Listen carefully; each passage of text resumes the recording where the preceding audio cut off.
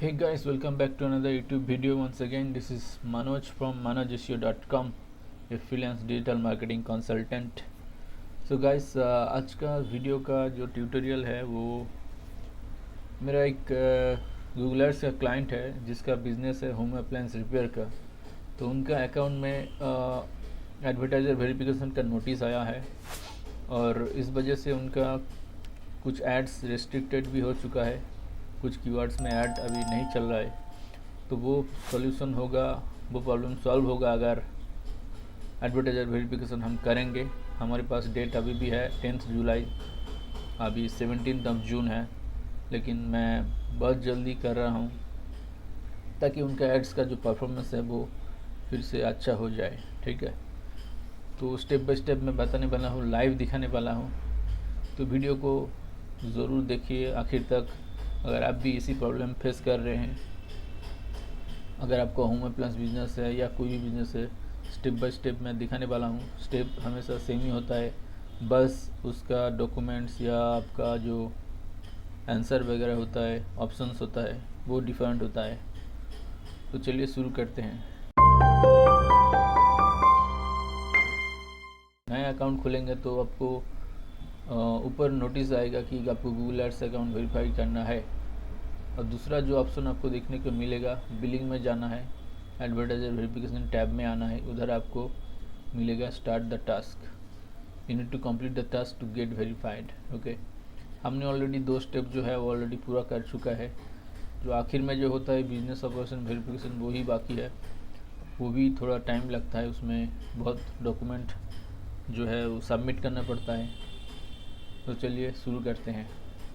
ना देखिए, पहला जो अभी हम ये जो प्रोसीड्योर है ये मैंने पहले भी कर चुका हूँ इस अकाउंट के लिए, लेकिन ये गूगल कभी भी 2 बार 3 बार मांग सकता है सेम डॉक्यूमेंट। ठीक है, तो अभी ये गूगल हमें फिर से वो करना पड़ रहा है, फिर से वही सेम डॉक्यूमेंट मांग रहा है, तो हम भी उसके लिए डॉक्यूमेंट अपलोड करेंगे।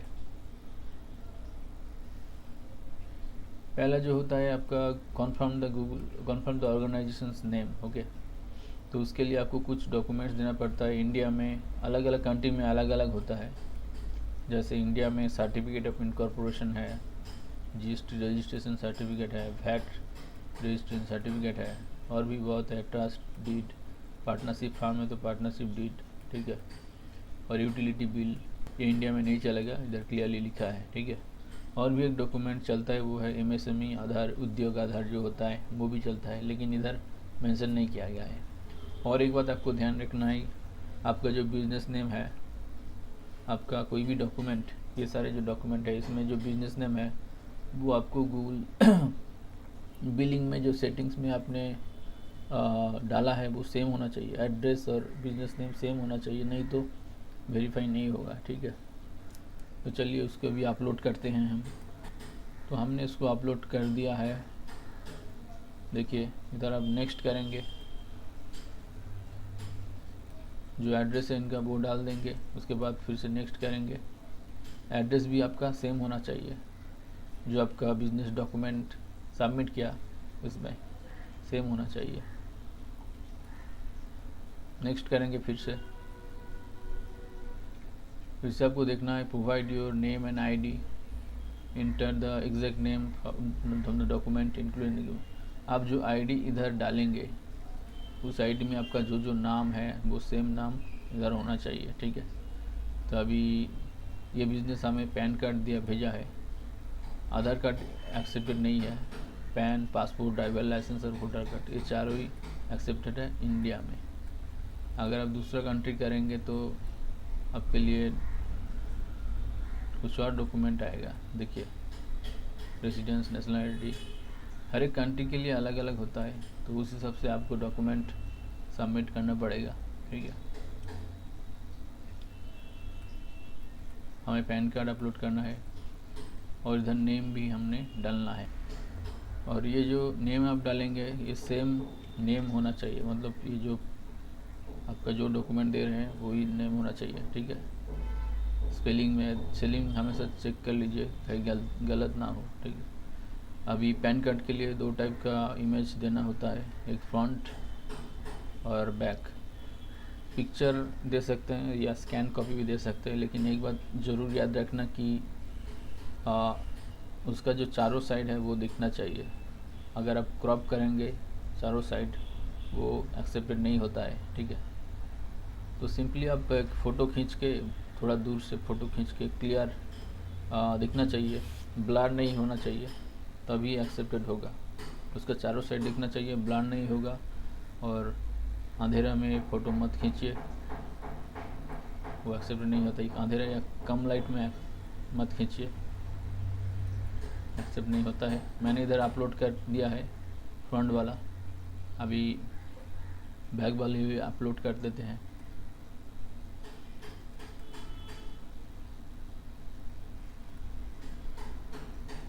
इधर भी आप सेम एड्रेस डालेंगे, फिर सबमिट करेंगे।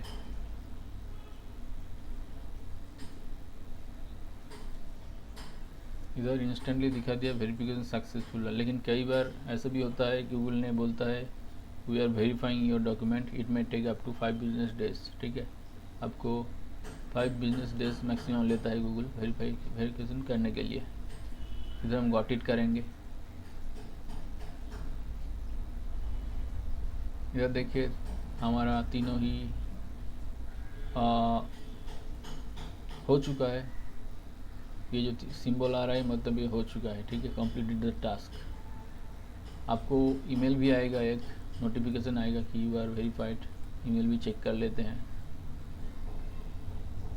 देखिए इधर भी आ चुका है, thanks for completing all required task, your Google ads account this is verified, your ads will now have ads disclosures.